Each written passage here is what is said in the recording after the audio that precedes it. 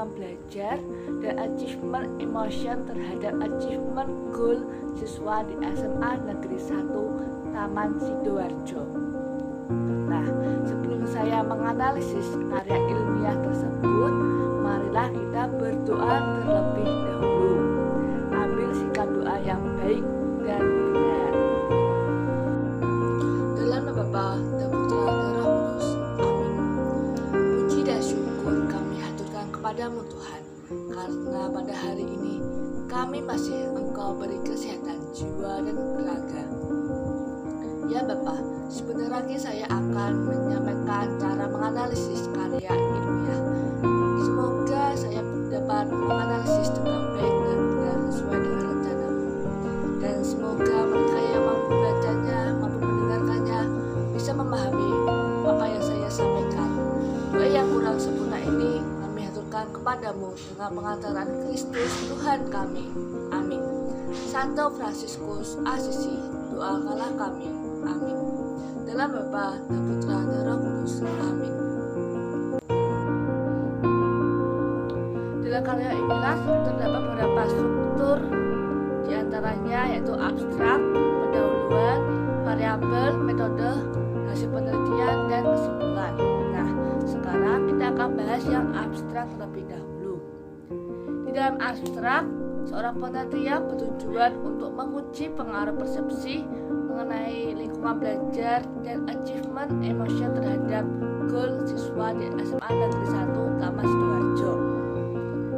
Alat pengumpulan tersebut berupa kuesioner persepsi mengenai lingkungan belajar, yaitu berjumlah 38 item, skala achievement emotion berjumlah 30 item, dan skala achievement goal berjumlah 12 item.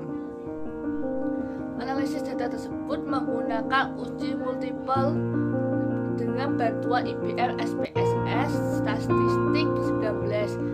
Penelitian itu menunjukkan bahwa persepsi mengenai lingkungan belajar dan achievement emotion secara signifikan berpengaruh terhadap achievement goal siswa SMA Negeri 1 Taman Sidoarjo. Baik, sekarang kita menuju ke pendahuluan. Pada generasi muda, khususnya generasi Z, generasi yang lahir pada tahun 2000-an, entah di mana generasi ini hidup di era digital. Nah, sehingga mereka tuh fasih menggunakan teknologi. Di Indonesia sendiri, kesadaran generasi muda dalam berprestasi belum dilihat, sehingga antusiasme mereka mengikuti USB CitizenCon 2060 unggul dalam prestasi juga dijadikan visi misi oleh SMA Negeri 1 Taman Sidoarjo. Sekolah ini merupakan salah satu sekolah satuan pendidikan penyelenggara sistem kredit semester atau SPP-SKS. Aksi yang dilakukan selain mengacu pada penilaian UNAS, yang dimana standar nilai tersebut digunakan sebagai syarat administrasi, yang terdapat tes mata pelajaran atau TMP, tes potensi akademik atau TPA, dan juga tes pencapaian prestasi. Nah, achievement goal itu adalah sebuah variabel kunci yang dapat memprediksi pembelajaran serta performa siswa dalam meraih sebuah prestasi. Achievement goal itu dipengaruhi oleh beberapa faktor, yaitu antara lain yang pertama yaitu tujuan yang berbeda-beda masing-masing individu. Yang kedua yaitu harapan individu akan keberhasilan. Yang ketiga yaitu ketakutan dan akan sebuah kegagalan, dan persepsi siswa terhadap lingkungan belajar. Dalam settingan prestasi sering dihadapkan dengan achievement emotion, seperti halnya dalam sebuah perasaan yang menyenangkan ketika kita belajar, sebuah harapan, sebuah kebanggaan, atau waktu kita marah, merasakan kecemasan, dan masih banyak lagi. Sekarang kita lanjut ke variabel. Di dalam karya ilmiah ini ada dua materi yang harus kita perhatikan, yaitu tentang achievement goal dan achievement emotion. Nah, kita bahas yang achievement goal terlebih dahulu. Apa sih achievement goal itu? Achievement goal adalah dorongan dan motif personal yang mengarahkan seorang individu untuk mencapai sebuah tujuan tertentu yang ia tetapkan, di mana hal tersebut berkaitan dengan pencapaian tertentu. Selain itu juga mengacu pada standar yang digunakan untuk mengevaluasi performa dalam meraih pencapaian tersebut. Nah, terdapat 4 dimensi achievement goal. Yang pertama yaitu mystery approach goal, yaitu pendekatan berfokus pada kebutuhan individual dan tugas prestasi serta pencapaian dari pengembangan kompetensi. Yang kedua yaitu mystery avoidance goal, yaitu pendekatan berfokus pada kebutuhan individu terhadap tugas prestasi serta menghindari kemungkinan negatif seperti ketidakmampuan dalam mencapai ataupun mengembangkan sebuah kompetensi. Yang ketiga yaitu performance approach goal, yaitu pendekatan yang berfokus pada pencapaian kompetensi yang didasarkan pada kriteria normatif, yaitu kompetensi yang dimiliki dievaluasi berdasarkan perbandingan antara performa diri dengan performa orang lain.